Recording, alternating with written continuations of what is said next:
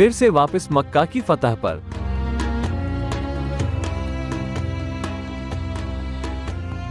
अब्दुल उज़्ज़ा इब्ने खत्ताल उन 10 लोगों में से था जिन्हें मोहम्मद कत्ल करवाना चाहता था। पहले वे इस्लाम में कन्वर्ट हो गया था और मोहम्मद ने उसका नाम बदलकर अब्दुल्ला यानी अल्लाह का गुलाम रख दिया। जब उसने इस्लाम छोड़ा तो उसने वापस अपना नाम बदलकर अब्दुल उज़्ज़ा रख लिया यानी उज़्ज़ा का गुलाम, जो कि कुरैश कबीले की देवी थी।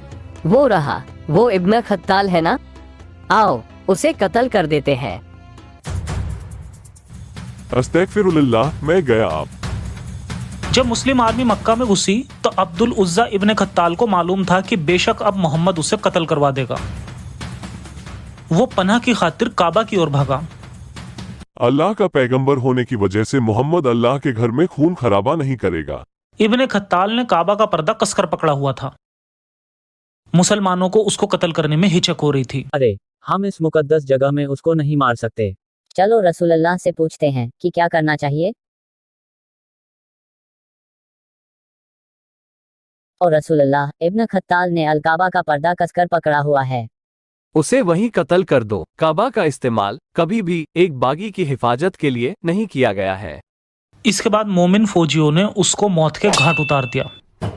सीरा अल हल्बिया जिल्द 3 पेज 91। मुसलमानों की टोली ने इब्ने खत्ताल का कत्ल कर दिया। वे थे साद इब्ने हरीस, अबू बरजा अल जुबैर, साद इब्ने ज़ुएब और जैद इब्ने जैद। इन सब ने मिलकर इब्ने खत्ताल को कत्ल कर दिया।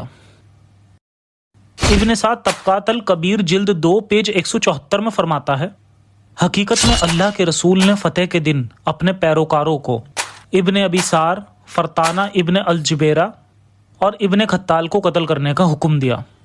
अबू बरजा ने आकर इब्ने खत्ताल को अल काबा के पर्दे को कसकर पकड़े हुए देखा। अबू बरजा ने उसके पेट को फाड़ कर रख दिया। कुरान में मोहम्मद बार बार दोहराता है कि वो अल्लाह से मोहब्बत करता है, उससे डरता है और अल्लाह भी उसको सबसे ज्यादा मोहब्बत करता है। लेकिन क्या ये सच है? अल्लाह ने मोहम्मद के अब्बू को उठा लिया जब वो माँ के पेट में ही था। अल्लाह ने उसकी माँ को भी उठा लिया जब वो केवल 5 साल का ही था। अल्लाह ने उसके दादा को भी उठा लिया जब वो 8 साल का था। जिन घटनाओं को आप मेरी सीरीज द मोहम्मद के जरिए भी जान सकते हैं। इसके अलावा अल्लाह ने उसके बेटों को भी उठा लिया, जिसमें उसका बेटा इब्राहिम भी था, जो कि उसकी गुलाम लौंडी मारिया अल किप्तिया से पैदा हुआ था, वो भी सिर्फ 2 साल की उम्र में। इन सब के बाद उसके बेटे की चाहत ही खत्म हो गई। मुमकिन है इसी वजह से मोहम्मद अल्लाह से नफरत करने लगा हो और अल्लाह की बेहुरमती करने के लिए उस काबा में खून खराबा करने में कोई हिचक नहीं हुई।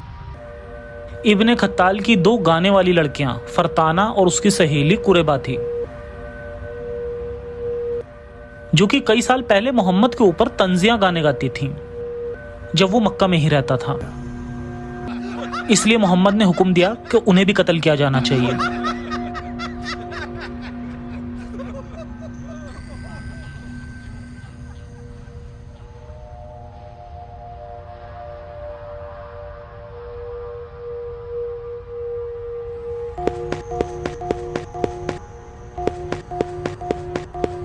कुरेबा मारी गई, लेकिन फरताना भागने में कामयाब हो गई। ये गुलाम लड़कियां किसी भी तरह से पैगंबर मोहम्मद या इस्लाम के लिए खतरा नहीं थीं। वो औरत कहाँ गई? उन्हें सिर्फ इसलिए मार डालने का हुक्म दिया गया क्योंकि उन्होंने मोहम्मद के बारे में कोई वाहियात गाना गाया था। बाद में अपनी जान बचाने के लिए फरताना ने इस्लाम कबूल कर लिया और पैगंबर मोहम्मद ने उसे माफ कर दिया। मोहम्मद अल्लाह का रसूल है। फरताना उमर इब्न अल खत्ताब के राज तक जिंदा रही और उसके बाद किसी ने अल आफ्ता में घोड़ों के पैरों तले रौंदकर उसका भी कत्ल कर दिया।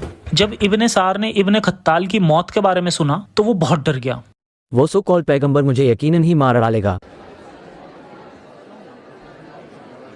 इब्ने सार ने अपने सौतेले भाई उस्मान से उसे कहीं छुपा लेने की गुजारिश की। भाई प्लीज, वो मेरा सिर कलम करवाना चाहता है। कुछ समय के लिए यहाँ छिप जाओ।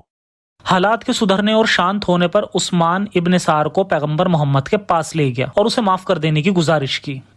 वह मेरा भाई है या रसूलल्लाह, प्लीज इस पर कुछ रहम करें। मोहम्मद काफी देर तक खामोश रहा। वो जानता था कि उस्मान इब्न अफ़्फ़ान, जो कि उसका दामाद था और उसके सहाबाओं में सबसे वफादार था, यकीनी तौर पर नाराज हो जाएगा अगर उसने इब्ने सार को कत्ल करने का हुक्म दिया। ठीक है, मैं इब्न सारह को मुआफ करता हूँ। शुक्रिया या रसूलल्लाह।